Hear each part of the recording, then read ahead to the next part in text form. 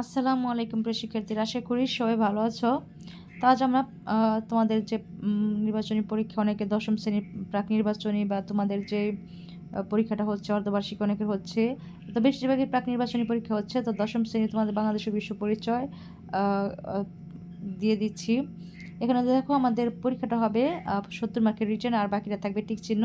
তো আমি এখানে তোমাদেরকে সংক্ষিপ্তগুলো দিয়ে দিচ্ছি। সংক্ষিপ্তগুলো থাকবে তোমাদের 10টি দিতে হবে, যে কোনো থাকবে এমনি 15টি। তো তোমরা এখানে 15টা প্রশ্নে পড়বে, যেহেতু তোমাদের এক একটা স্কুলে তোমাদের জন্য ইম্পর্টেন্ট হবে। তবে এখান থেকেই 50% নাম্বার তোমরা পেয়ে যাবা, টেনশন করার কোনো কারণ নেই। কারণ এখানে অনেকগুলো প্রশ্ন, 15টা প্রশ্নে বলে এখান থেকে তোমাদের 10টা কমন পড়বে না এমনটা নয়। তাই তোমরা অবশ্যই বলবে যে এটা কোন স্কুলের প্রশ্ন। এখানে এটা অনেকগুলো টিচাররা মিলে ইম্পর্টেন্টগুলোই বের করেছেন, দেন এই প্রশ্নটা তৈরি করা হয়েছে। তাই অবশ্যই তোমরা মনোযোগ সহকারে পড়বে এবং তোমাদের বিদ্যালয়ের যে সাজেশনগুলো দেওয়া হয়েছে, যে প্রশ্নগুলো, সেগুলো একটু দেখে যাবে। তাহলে তোমাদের 90% নাম্বার তোমরা পাবে। এরপরে তোমাদের যে কোনো 5টি সৃজনশীল দিতে হবে, 8টি থাকবে, এর মধ্যে 5টি সৃজনশীল দিতে হবে 50 মার্কের। হ্যাঁ, তো এখানে অনুচ্ছেদ দেওয়া আছে, অনুচ্ছেদ অনুযায়ী একটা সৃজনশীল দেওয়া আছে। দেখো, ক থাকবে মুক্তিযুদ্ধের সময় কয়টি ব্রিগেড ফোর্স গঠন করা হয়েছিল? বাংলাদেশের মুক্তিযুদ্ধে নারীদের ভূমিকা ব্যাখ্যা করো। এই সবসময় দেখবে তোমরা ক এবং খ মুখস্থ থাকে, তাই ক আর খ তোমরা মুখস্থ করার চেষ্টা করবে বেশি বেশি। তোমাদের গাইড বা তোমাদের বই থেকে যে মূল কথাটা বেশি বেশি মুখস্থ করার চেষ্টা করবে, সেগুলো থেকে আসে ক খ। আর গ আর ঘ তোমরা কী করবে, উদ্দীপকটা পড়বে, দেন পাঠ্যপুস্তকের যে সরকারের ইঙ্গিত বহন করে তার বর্ণনা দিবে। তারপর উদ্দীপকের অনুরূপ সরকার বাংলাদেশের স্বাধীনতা সংগ্রামের প্রাণস্বরূপ বিশ্লেষণ করো। তো এই যে বিষয়গুলো তোমাদের যদি একটু পড়াও মূল বইটা, তাহলে কেবল গুছিয়ে গাছিয়ে লিখতে পারবে, একটু যদি পড়ে যাও। তারপরে 2 নম্বর অনুচ্ছেদ হচ্ছে, দেখো এটা, আর ক হচ্ছে সরকার কত সালে বীরাঙ্গনাদের মুক্তিযুদ্ধ হিসেবে স্বীকৃত দেয়, আর বাংলাদেশের মুক্তিযুদ্ধে জাতিসংঘ ছিল নীরব দর্শক, বুঝিয়ে লেখো। দেখো, ক এবং খ কিন্তু মুখস্থবিদ্যা, মুখস্থ থেকে লিখতে হয়, এবং গ এবং ঘর সাথে অনুচ্ছেদের মিল রেখে আর বইয়ের একটু পড়া যদি থাকে, বইটা তোমাদের এই টপিকটার উপর একটু যদি পড়ে রাখো, তাহলে গ ঘ গুছিয়ে খুব সুন্দর করে লিখতে পারবে। দেখো, তুমি কি মনে করো উত্তম চৌধুরীর দেশের মতো সোভিয়েত ইউনিয়ন ও সমাজতান্ত্রিক রাষ্ট্র বাংলাদেশের মুক্তিযুদ্ধের বিশেষ ভূমিকা পালন করেছিল? উত্তরের সপক্ষে যুক্তি দাও। এই প্রশ্নটা কিন্তু অনেক ইম্পর্টেন্ট, অনেকবার এসেছে, এটা নবম শ্রেণীদের ক্ষেত্রেও কিন্তু এসেছে এই প্রশ্নটা।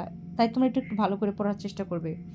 তারপর দেখো হচ্ছে যে পরে এবং নিচের প্রশ্নগুলো উত্তর দাও। 3 নাম্বার, মুজিবনগর সরকারের প্রধান উদ্দেশ্য কী ছিল? মুজিবনগর সরকার কেন গঠন করা হয়? তো এইভাবে গ ঘ তোমরা পড়ে নেবে। তারপর 4 নাম্বারটাও দেখো, একটা অনুচ্ছেদ আছে, এটা পড়ে দেন তোমরা ক খ গ ঘ উত্তর করবে। এটা হচ্ছে 4 নাম্বার সৃজনশীল। এরপর আমরা দেখব 5 নাম্বার সৃজনশীল। দেখো, এরপর আমাদের 5 নাম্বার সৃজনশীল অনুচ্ছেদ হচ্ছে এটা। আর আমরা এখান থেকে পড়ব, ক নিরক্ষরেখা কাকে বলে? প্রমাণ সময় ব্যাখ্যা করো। তানহার দেশে কী কারণে বছরের শেষ দিকে স্কুলের সময়সূচি পরিবর্তন করা হয় বর্ণনা করো। তানহা ও তার বান্ধবীদের দেশের বিপরীত অবস্থা বিরাজ করার কারণ কি বা বিশ্লেষণ করো। খুব সহজ করে তোমরা কিন্তু এগুলো একটু লিখলেই কিন্তু, খালি খাতা থাকলে নাম্বার দিবে না। 6 নাম্বার সৃজনশীল তোমরা দেখে নাও, এটা অনুচ্ছেদ একটু বড় আছে। তারপর তোমরা ক উত্তর দিবে। 1 ডিগ্রি দ্রাঘিমান্তরে কত মিনিট সময়ের ব্যবধান রয়েছে? খ আন্তর্জাতিক তারিখ রেখা বলতে কি বোঝো, ব্যাখ্যা করো। তারপর তারপর গ দেখো এখানে আছে, ঘ এখানে।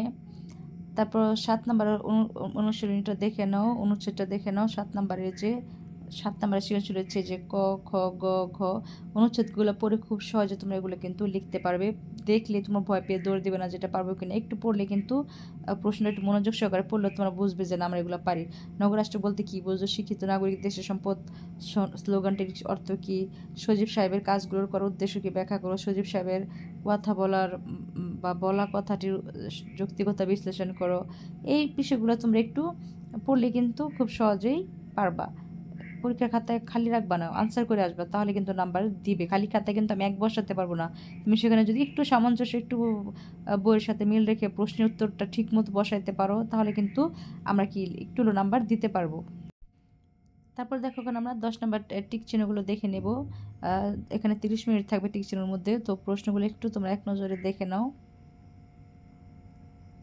এই ক্যাটাগরিতেই থাকবে। তোমরা যে যত বেশি রিডিং পড়ে রাখবে অধ্যায় ভিত্তিক, তারা তত বেশি ভালো নাম্বার উঠাতে পারবে। আর কিভাবে রিডিং পড়তে হবে সেটা আমি তোমাদেরকে দেখিয়ে দেবো, কিভাবে অল্প সময় রিডিং পড়লে খুব দ্রুত তোমাদের ভালো একটা নাম্বার পাওয়া যায়। পড়ার যেহেতু তোমার লেখাপড়া করে পড়ার কোনো বিকল্প না, আমি সেগুলো দেখিয়ে দেবো। এর জন্য অবশ্যই চ্যানেলটি সাবস্ক্রাইব করে রাখবে।